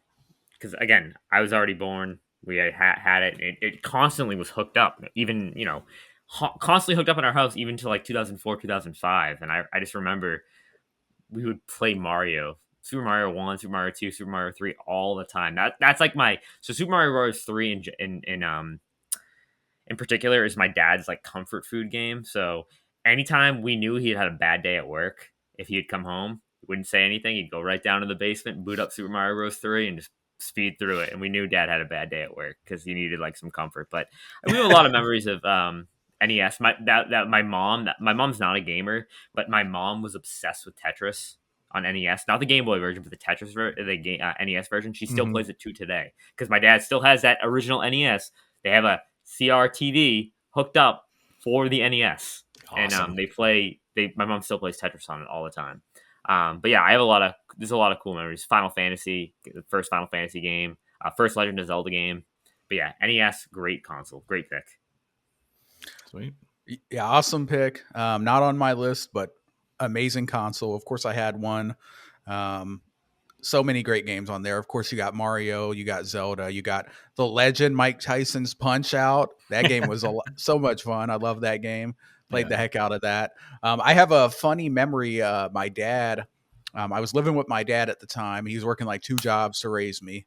My parents were separated, but my dad, all of a sudden, he got me a gift. He got me the NES game Gauntlet. And he just handed me the game. He's like, here you go. Here's a gift. I don't even think there was an occasion. And I'm like, all right. But then he's like, all right, but it's time for bed now. So I go to bed and I remember I was like, I don't know if I was crying or I couldn't sleep or I was upset. And eventually he's like, what's going on? And I'm like, I want to play Gauntlet. I didn't get to play it. He's like, all right, get up and play the game. So I got up and I'm playing Gauntlet. I played it for like 20 minutes and I was like, this game sucks. I'm going back to bed. Like, I didn't enjoy the game that much, but awesome console. So many great games, iconic. Really could have been in my top 5 list. I think that's a great choice. Yeah, when you get down to this high, it's so difficult when you're talking because there's so many good ones. Mm-hmm. Yes, sir. Oh, yeah. All right, let me go ahead and get into my number 3. And my number 3 is another Nintendo console. And it is going to be the Nintendo 64. I loved this console. I had so much fun playing the Nintendo 64. The games that I played the most were probably Can I guess? GoldenEye. Hang on, can I guess the other ones? Go ahead. All right, I'm gonna say one of the NFL games, like Nope. NFL. Oh, okay, WWE or Yes. WWF, whatever it was called at the time, No, but and close enough. Perfect Dark. Nope. Never played a Perfect Dark in my life. Good guesses, though. I'm going to give you partial credit because you said WWE, which is adjacent.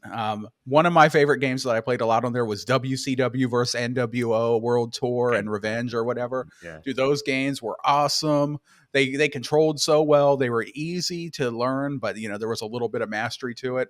I love how like you had like a power bar or something. Like if you like taunt them or something, or if you just put a bunch of moves together, you fill up the power bar, and then you could unlock do their special power attack and stuff. Dude, awesome game. Playing that couch co-op with friends. With my mom's boyfriend, he was a gamer. We used to play that back and forth too at the time. So that was cool. But yeah, the N64, shout out to Mario Kart, shout out to Mario 64. I'm not the massive platformer guy anymore, but that was one of my favorite games ever back then. I played the heck out of that. It was so revolutionary too to be in a 3D space like that because it was the first time I ever really experienced it. And the graphics were insane at the time. I'm like, whoa, it's freaking Mario, dude. That was awesome. And also Ocarina of Time. Can't forget that. Just an absolute gem. So that is my game. That's my number 3, the Nintendo 64. Freaking loved it. Remember the Rumble Pack? Put it in there. Be rumbling. Oh, yeah. Love it. All right. We can move on. I think we've already talked about this. Sean, you're up next. If you have any more bars, or you can just move on to yours. I gotta say one more thing about the N64. Shout out to Mischief Makers, really obscure N64 game. Um, it was I can't even. It was a weird like 2D slash. It was like a 2.5D platformer. I really loved it. It was made by oh my god, it was a I can't even remember. It was a Treasure. That's who developed it. I rented it randomly one day, and I liked it so much that then before I wasn't even due to go back to Blockbuster, I begged my parents to go to Walmart and buy it. And luckily, it was like right before my birthday, so they're like, "Here's an early birthday gift." And it was Mischief Makers. It was oh my god, that game was awesome. And Pokemon Stadium 1 and 2. Shout out to those two games. Pokemon Stadium's great. All right, for my number 3, we're gonna stay in the Nintendo realm. It is not the N64 though. It is the Super Nintendo, the SNES. I adored. No, it's the SNES. It's nice. Yes.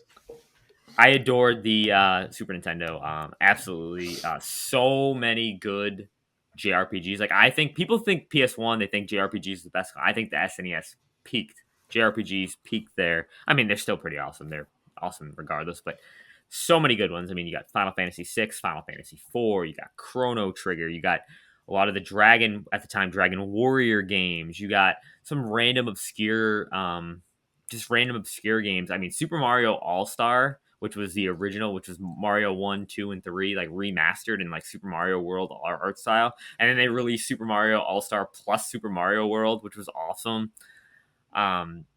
Just so many good memories, so many good like my two favorite genres, JRPGs and platformers. Like that was like the king system for it. And even after the N64 came out, like some really late Super Nintendo games were like pushing the hardware ridiculous. Like if you play Yoshi's Island, Super Mario World 2, Yoshi's Island, that game pushes the hardware to its limits. Like I cannot believe the Super Nintendo can run that game. Considering when it came out, like if you were to tell me in like flashback to 1992, pretend I'm alive and be like, look at this game that runs on this console, I'd be like, what? No way. Even the Donkey Kong Country games, they look like I cannot believe how good they look comparatively speaking. Like this is running on a Super Nintendo compared to like the systems it was going up against. I mean, the Atari Jaguar was out at the same time, like we mentioned earlier, and the Jaguar, 64 bits was not running games like that. Just so many fond memories playing Super Nintendo. Like I said, we still have my original one. It's at my parents still have that one hooked up as well.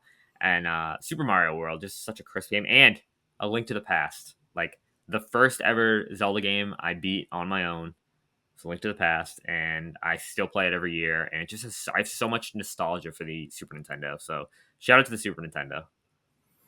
And shout out to those gold cartridges that they used to do for the Zelda games. Those were so cool. No. You get that gold cartridge, man. It's like, even if you weren't a big Zelda guy, you just had to have that. It was just so cool. And the Super Nintendo controller, I think, is one of the greatest controllers of all time. And I think I like the NES controller, but I think the Super Nintendo controller is a huge upgrade over it. From the square box to like that actual, like, feels like a controller. Mm-hmm. It's awesome. Yeah. Shout out to that. They had little triggers on the top too, didn't it? They did. Yep. Yeah. Very cool. Or bumpers, whatever you want to call them. Yeah. Great pick. Obviously I didn't own a Super Nintendo, I don't think, but I played the hell out of it because everyone else did. So everywhere I went, my friends, my aunt, everyone, we were playing Mario. We were playing, that's the first time I played Mario Kart, was on the Super Nintendo, and I loved it. Awesome console. I echo everything you said. Could have been in my list, but I chose the 64 instead. Hodge, you got bars and get into yours? Yeah. So the SNES is a system that I did not own, but this, again, I went over to friends and my cousin Kevin, shout out. I probably talked about him on here a bunch, but he had the SNES, and there's two games that I just like. Most people obviously think Super Mario World and all that kind of stuff, but my brain goes straight to two games, and that's Donkey Kong Country, which you mentioned earlier, and this game called The Great Circus Mystery, starring Mickey and Minnie. I don't know if you've ever played this game, but I fucking loved this game. Every time we went over to his house, we'd play this game. It was so much fun. You had like these little vacuums and stuff. It was, I don't know. It was, when you're talking, I was thinking about how like, how you were saying how like it's crazy that the SNES ran these games and stuff like that. But it definitely goes to show why people have such a love and nostalgia for like the 16-bit look, because it was so beautiful. Like, I love the 16-bit look. It holds up perfectly. I mean, granted, I'm a kind of person who I find charm in the boxiness of N64 and PS1. I love the look of those games. I don't care. I know a lot of people say they age like crap, but I love how they look. But pixel art, it's impossible to look bad. It is so beautiful. And yeah, I love the SNES. Yeah, I can't believe I didn't even mention the art style. Like the 16-bit art style is just like, that is timeless. It's so good. It will never age. Yeah. Oh, and I just want to shout out a couple more. Breath of Fire started on Super Nintendo. Those RPGs are fantastic. Earthbound, I didn't even mention, which I mentioned last week. I freaking love Earthbound. That was a gem on the Super Nintendo. Still hoping for that Mother 3 port. And Soul Blazer was amazing. Really obscure action JRPG, and completely stole assets from Final Fantasy VI, but it's all right. Still such a good game. I got two quick shout outs too. Shout out Mortal Kombat.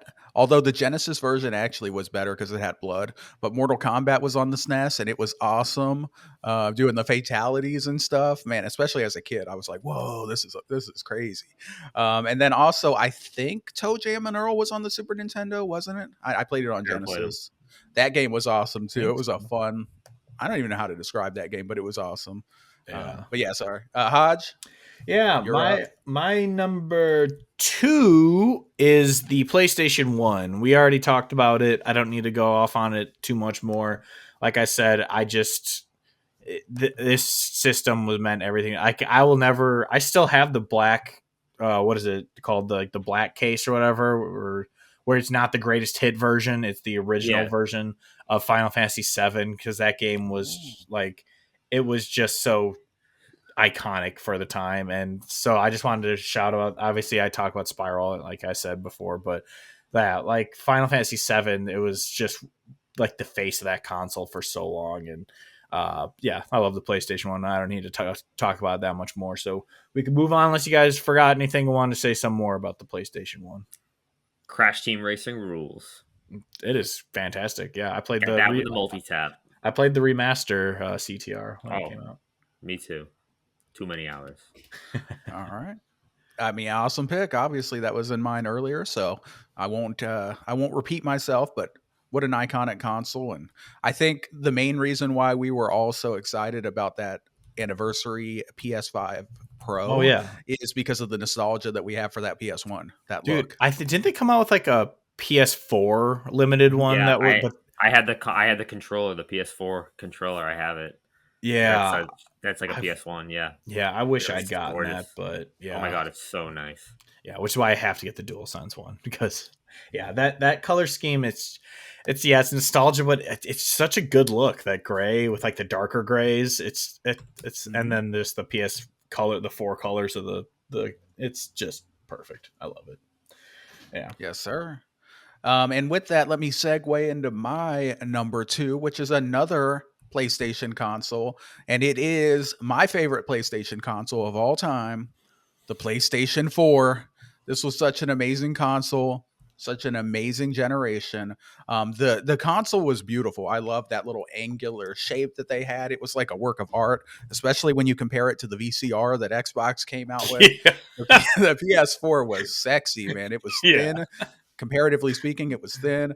I really love the controller. The what was it? The DualSense, the DualSense DualShock 4. 4. Shock 4, yeah. Yeah, The DualShock DualShock 4 is my favorite PlayStation controller of all time until the DualSense Edge came out. Dude, it was just the perfect shape. It fit right in your hands. It was comfortable. You could game all day and you would not have any soreness or weirdness in your hands. It was a beautiful controller. The analog sticks had that nice little lip or whatever. It was just great. Really loved the controller. I love everything about this console, pretty much. I can't really think of any negatives, honestly. The games were incredible. I was primary Xbox for the most part, like Hodge said. It was my main multi-plat box and stuff, mostly because I had so much affinity for Xbox prior to the one. But the PS4, though, I was on it so much, though, because of all the great exclusives. You know what I mean? There's so many. I don't even know where to begin. Of course, I played Infamous Second Son. We played God of War was on there, right? Horizon was on there. There's just so many. But I love that console. I also played a couple big multi-plats on there. Like I played Assassin's Creed Odyssey on there, and I loved that game. It was so fun. It was an amazing, beautiful game. I played Red Dead Redemption 2 on there. Dude, it was a great console. There was no flaws. I don't know what else to say. Shout out to the PS4. They did a great job with that. That was a banger, and it was so good that they pretty much killed Xbox with that generation. So, shout out to that. Any thoughts on this? Well, that is my number two as well as the PS4. Ooh. So I'll just continue right on. Yeah, PS4. I adore this console. Like, absolutely adored this. Like, this was almost my number one. Like, really, really close to my number one. Right from the get go, I was a huge Infamous fan. So when Infamous Second Son came out, that March of 2014, I was a senior in high school. I'll never forget. I had such bad senioritis. So I just was like, oh, I just want to stay home and play Infamous. I remember just one day after school, I was like, it was like the second, it was like right after the game came out. It was right when spring track season started. I got out of school. I'm like, yeah, I'm not feeling well, coach. Sorry. That's great of a captain to do, go home in the middle of practice. I went home and I just remember playing Infamous 2.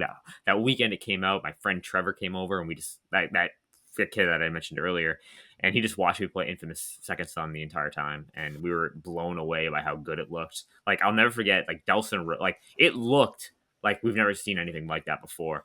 Even like that NBA 2K14 on that game, on that PS4, that game, I remember like first time seeing it being like, oh my gosh, this is insane. And then it goes right into 2015. You get games like Bloodborne, which was like unreal. I remember playing Bloodborne. I'd never played a Souls game before and getting my butt kicked over and over again, but for some reason wanted to keep going back and back to it. I remember playing Arkham Knight on there, and I was blown away, like just absolutely blown away at how gorgeous everything looked. And then, Hodge, you had mentioned that 2016 E3, and that was just like, and then that was my mind blowing for the audio listeners. Dude, it's still cool to watch in 2024. Yeah. Like, straight up, I watched it. I was like, this is awesome. I want this again. Uncharted 4 was like that was insane. I remember playing Uncharted 4 and just like it came out right when school ended, and I remember I was still on campus because we had to run track. I was in college, and there was like barely anyone on campus. I remember all my friends were home, so I was just me and Uncharted 4, the PS4. It was great, and yep, go on. I would be remiss if I didn't mention, of course, the greatest game of all time on the PS4, Ghost of Tsushima, guys. You know I love it. Yep. So I Beautiful was about to game. get to I was getting to that because then in 27 I was just going really quickly year by year. 2017 I was playing Horizon Zero Dawn. I was blown away by how good that game is. You guys all know how much I love Horizon. I know it's not everyone's favorite, but I adore it. God of War 2018, never forget. Platinum God of War 2018 the day of my sister's wedding. Never forget that too. Um, that was amazing. 2019 gave us so many good games too. The Crash Team Racing remaster was unbelievable. And then to cap it off in 2020, right when we're all shut down because of COVID, we got Final Fantasy VII remake right when school got shut down. Wasn't happy about school getting shut down, but it was okay. We got Last of Us 2 in June that year, and I know that's a very contentious topic, but I adored it, and I'll never forget getting on a Zoom call with a guy I work with, and we talked for 3 hours about the Last of Us 2. Just me and him just sitting there talking about it, and we were like, just going back and forth. And then Ghost of Tsushima came out like a couple weeks later, and it was just like banger after banger. The PS4 was something special, and gosh, I love it. And Death Stranding, like Hodge mentioned earlier. Dude. I don't remember, Hey, Sean. man. Did you play and love that game? I don't remember. I've We never always played it talk yet. about I'm gonna play it Dude. before the second one, though. I'm gonna play it before the second one. Dude, I remember, 2020 sucked, but obviously it sucked for everyone. But I remember being at home, just working from home, and if I had any time, because the PS5 had been announced, but it wasn't out yet, and I was playing the PS4. I was like, I'm not going to let myself buy a PS5 until I've cleared out the PS4 backlog that I want to play. And so I remember just at banger after banger, I went Death Stranding to Ghost of Tsushima I replayed all of the Uncharted just to play them all again because I wanted to play Lost Legacy. And like I said, I'm the guy who has to play an entire series before playing the sequel. So I played through all of the games again just to play Lost Legacy. And just that year was so odd because I just played all these freaking bangers. And Bugsnax came out, which was awesome. Yeah, so yeah, the PS4, especially during 2020, that thing was lifesaver for me. I have such a vivid memory of my dad retired in January of 2020, and then he was at 2 months. He got 2 months of nobody home, and then remember after retirement, once we all shut down, I was already in my own house, but I had just bought my house. He would constantly text me and be like, "Oh my gosh, all they want to do is play PlayStation, but your mom keeps bothering me. Your mom just keeps bothering me because she was home." But I do have some vivid memories of playing Final Fantasy VII Remake with him at the same time, from his house to my house, and we'd be texting me "Oh my gosh, did you get here yet? I cannot believe what just happened. You're gonna lose your mind." And just those memories that really helped me through a tough time. It sucked. Honestly, 2020 sucked from a real life standpoint, but PS4 really helped. But yeah. PS4, great console. Yeah. All right. Excellent. I believe, Hodge, you're number one. Numero uno. My number one favorite console of all time is going to be a surprise to no one, and I'm guessing it's Midnight's number one as well, is the Xbox 360. This console is by far my favorite console. It's not even close. I love the PS1, which is at number 2 for me, but it's not even close. The 360 was such a dominant machine in my life that it is my number one. Just it introduced, or not introduced, but it really brought into the mainstream the online gaming, the multiplayer, because obviously so much of it was on weekends if I couldn't see friends, or school nights. You get your homework done, you only have 2 hours before bed or whatever. Everyone could get on. It was World War Zombies, it was Call of Duty 4, Halo 3, even Castle Crashers at the time was we would get on and play that together all the time. Then if you were hanging out, you got to play Rock Band or Guitar Hero or split screen Halo. Just this console was it had obviously the single player part was all there too. It had great games that BioShock and whatnot that I love, but to me it was my social console. It was the one I played with friends. It was one entirely made to be a friend. All right, we're back. Sorry about that. We got hit with the red ring of death. Fittingly, while Hodge was talking about the 360, we had a put a towel over it. We had to put a towel over it. Yeah. Please continue. You were talking about the 360, which was your number one, Hodge. But yeah, it was just like the social console. Like every console before that, it was like the sleepover console. You know, you could play split screen, you know, on your N64 or NES or PS1, all that kind of stuff. But the 360 was the real one where like every friend I had one. Like it was the first console where you weren't split. Like I have PS1, I have N64, or I have PS2, I have Xbox. Like this was the first one where everyone I knew had an Xbox 360. And so it was just like the social console for me. I mean, like I said, the PS4 or PS1 may win in terms of single player, but 360 overall, it was just such a social console and I loved it. So yeah, that's my number one. All right. Let me go ahead and get into my number one, which is also the Xbox 360. Of course. I think most people saw this coming. I know Hodge did. Xbox 360 is by far, by a mile, my number one console. As much as I love the PS4, and I love the PS4, that was an awesome console. The 360 was just so far and away my favorite. It was just a whole moment in time for me. It was just a magical console. It was the best controller I've ever owned, still to this day. Better than the current Xbox controllers, in my opinion, because the analog sticks were slightly tighter, which I thought made shooters and things just feel a little bit easier and more natural. I had a Scuff Gaming custom Xbox 360 controller, which had the PS3 dome sticks in it, and it had trigger stops and back paddles, and I was using that on Call of Duty and Gears of War and stuff, and that thing was awesome. But yeah, this was such an amazing console. It had awesome games. It had the best controller, in my opinion. It had Xbox Live, which at the time was just a lot better than the PSN at the time. It had party chat. We talked about this. They had social features like Netflix streaming came out, and they had that deal where they would put you in like a movie theater. You'd be in a party with your friends, and it would put all of you in like a little movie theater. You'd see like your little avatars at the bottom, and you'd all be watching the movie together at the same time, synced up, and you could talk about the movie while you're watching it. It was the social console, like you said, Hodge. Yeah. But just, They tried. I thought about that. They tried doing that during COVID a little bit of like having watch parties through Disney Plus, but it was never the same. That Xbox one was so crazy. Surprised they haven't done that again. Yeah, it was awesome. And it was, just playing sports games, playing shooters, playing Halo, Gears of War, Call of Duty, of course. It was just so awesome. And of course, they had a bunch of single player games too on there, like Fable and I don't know. I can't think. There's so many games. It's hard to think of them just randomly, but that was an awesome console and I absolutely loved it. And it really kind of turned me into an Xbox fanboy at that point. Like I was so in love with that console that I became almost a fanboy. Like I was like, the PS3 is not nearly as good. This thing's kind of trash. Although I had a PS3 as well. And especially at the end of the PS3 generation was very strong. They had some awesome games. But yeah, the Xbox 360 is my numero uno. I'll go ahead and leave it there. Sean, if you have any thoughts and get into your number one. So I never owned a 360. Never even touched a controller of a 360 till around 2011. But when discussing with my wife, Claire, she was an Xbox gamer. She said 360 by far was her favorite of all time. Woman of culture.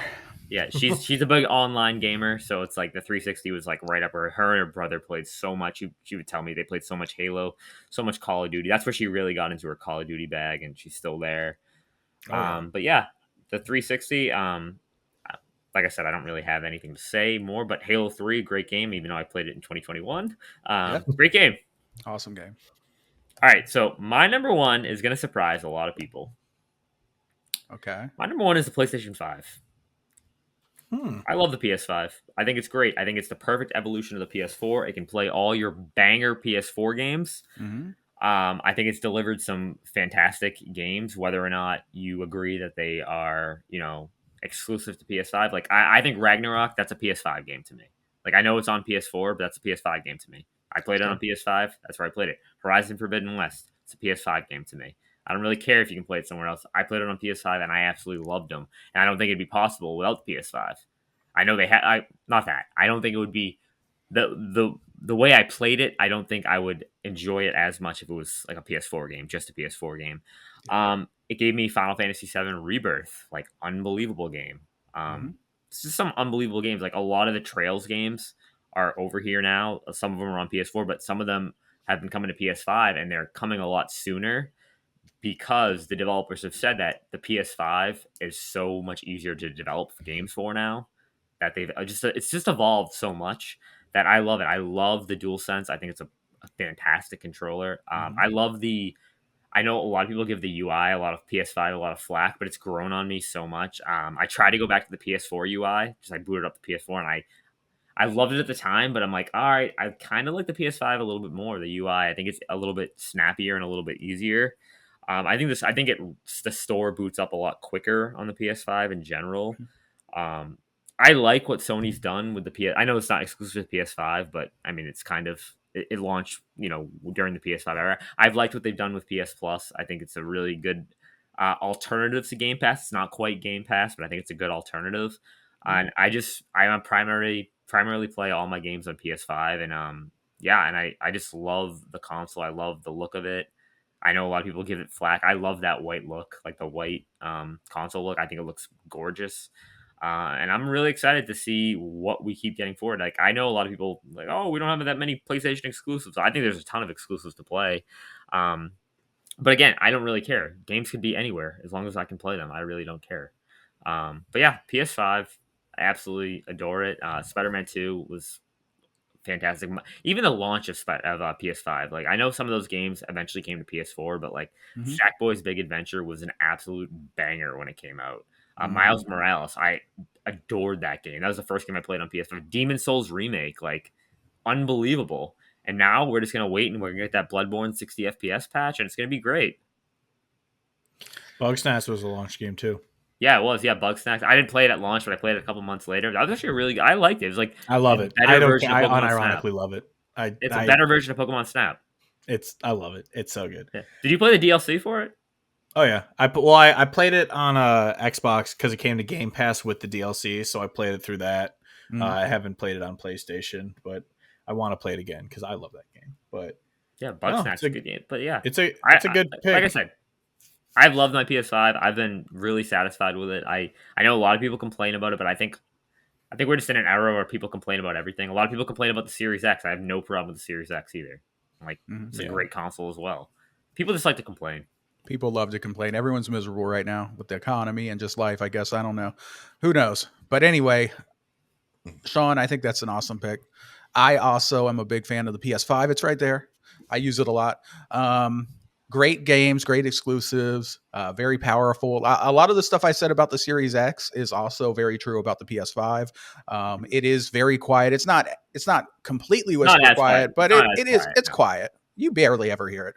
It's awesome. It's powerful. It's fast. I do like the controller. I especially love, I've mentioned this before, but this DualSense Edge controller with the back paddles and these dome sticks. I highly recommend this to anyone, especially if you play like shooter games. Oh, it's so good for the shooters. But yeah, I love the PS5. Great games, great console. I played a lot of good stuff on there. Of course, Ghost of Tsushima Legendary Edition with the Iki Island on there. Beautiful graphics and super fast loading times, of course, with that SSD. And yeah, I played. Yeah, those loading times are unbelievable. Like, dude, like Spider-Man is ridiculous. Dude, I remember when they showed, like, before the PS5 was out, they're like, here's an example of the loading screen. They showed Spider-Man where instead of having the subway, it's just. And I was like, there's no way that's that quick. And now if we've gotten spoiled to the fact where if anything takes 5 seconds to load, you're like, why is it taking so long? Dude, they had options. They had options in some games to make the loads longer so you can actually read the loading screen, because there's usually like tips. Spider-Man in particular had tips in the loading screen, but people couldn't read them. Like, that's insane. It's just, I don't know. I think I really love it. I think we've come to a point where it's between generations, the increase in power and what games look like, it's going to get smaller and smaller between generations, because it was such a big leap between the PS1, PS2 to PS2 to PS3, those generations. We saw such a big leap that it's only going to get smaller. But that's technology in general. Yeah, which is it's becoming kind of the iPhone thing where it's like incremental upgrades each time, which is fine. I mean, especially if you just want quick. It's like with the Pro. The price sucks, but it's if you just want quicker and better, then that's what it's for. But I honestly, and that's where Xbox has done things right by basically making everything compatible with each other. Like, it sucks that when you got the Series X, it was just basically a faster one. It had the same UI, it had the same everything. So it was kind of, it didn't feel as good getting that as the PS5. When you turn on the PS5, that menu it's slick. It looks so nice, or that UI.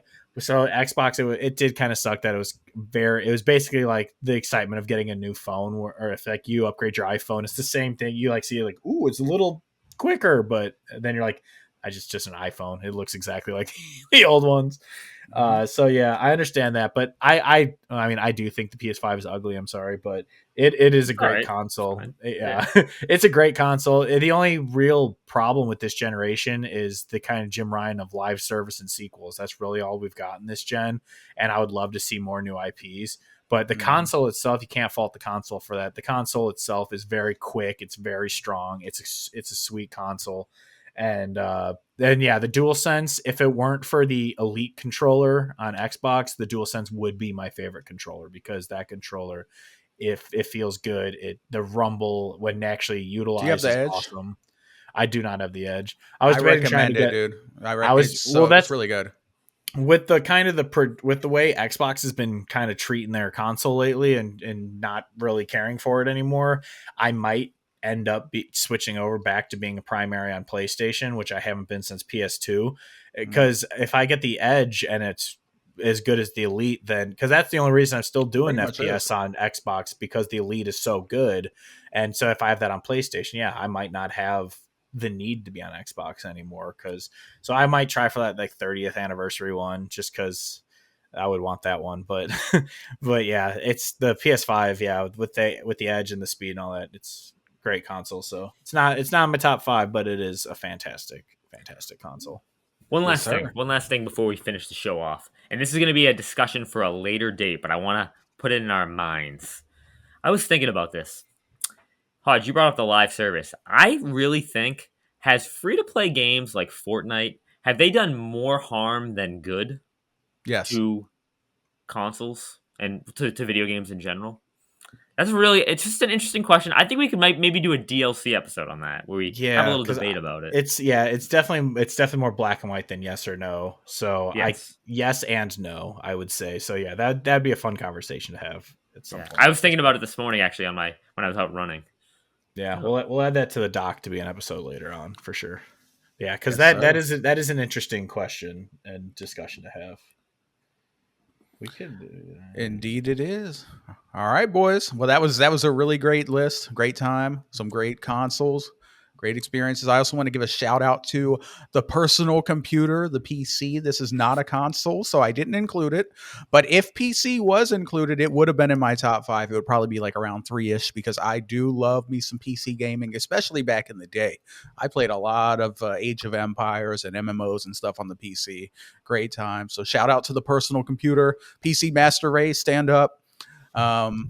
I might be switching a lot of my stuff to, we were talking about switching over from Xbox, because Xbox has been giving up, throwing in the towel a bit. I might be switching over to Steam a bit. I'm going to start buying more games on PC. But anyways, guys, I think this has been a fantastic episode. Why don't we go ahead and wrap it up, shall we? Let's go ahead. Sean, my friend, final thoughts for episode number 17.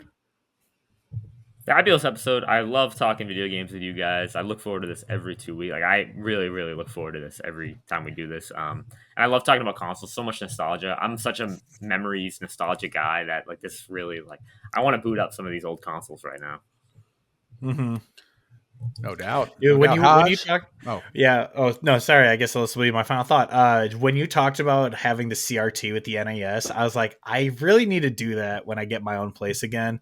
Have the CRT set up, because it truly is. It looks better to play these old consoles on a CRT than it does on a new HD TV, which is crazy to think about. But on a CRT, they look like they belong there, and it looks awesome. So I kind of want to do that. The TV that I'll take a picture of it next time over at my parents' house. The TV that they have set up is the one that they bought in like 1999. Because I remember That's awesome. they bought it in 1999 because they moved the CRTV that was like in the upstairs room to the basement, and now that TV's in the basement now. But my dad's like, we're keeping this. It's for the NES. It's for the Super Nintendo. That's awesome. Yeah, All I love that. I love that so much. Yes, sir. Yeah. So, is there any other final thoughts, or you satisfied on that? No, that's good. All right. We have my final thoughts. As always, I echo what you guys said. It was a great time. I always look forward to getting together, talking about these games and having some nostalgia. The only thing I don't super look forward to is having to edit and upload and do all that stuff. But hey, it is what it is. These videos got to get out there. But yeah, great time, great consoles. Thank you guys so much for your support of our podcast. Leave us likes, leave us comments, subscribe. It really does a lot. We are a small and slowly growing podcast, so your support is magnified by a lot. So thank you, everyone. This has been Games Over Plastic, episode number 17, and we're out of here. Bye, everyone. Bye. See ya.